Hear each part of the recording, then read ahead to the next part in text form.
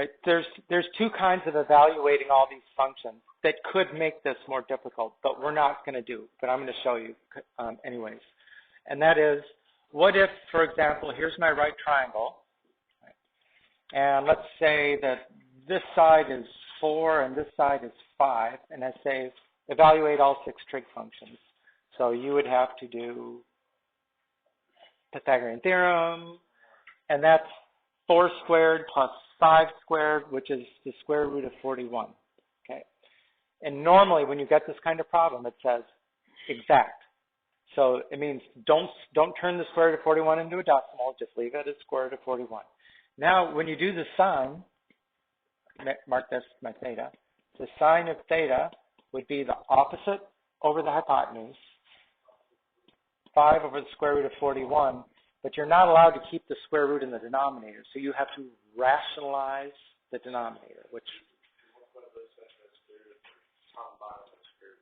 okay, so that's 5 times the square root of 41 divided by 41. That's how you get the square root out of the denominator. So you would have that, right? The same thing in the cosine.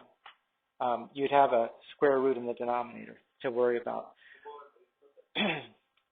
Well, then that wouldn't be a problem, would it? Because, you know, if I did the cosecant of theta, that's the flip of the sine. So just take these two and flip them. And now the square root is in the numerator already, so that's no problem. What's that? We don't do this? You don't have to do this here because there's no radical in the denominator. You said we weren't going to be doing this. Yeah, I just don't want to introduce all the rationalizing of denominators. Yeah, we talked about this in the chapter on radical stuff. But the SOL was specific not to be rationalizing denominators, so we didn't dwell on it. The other thing that can make it a little more difficult is you could be asked to find, for example, evaluate the six trig functions for a unit circle angle, right? Let's say pi over 3.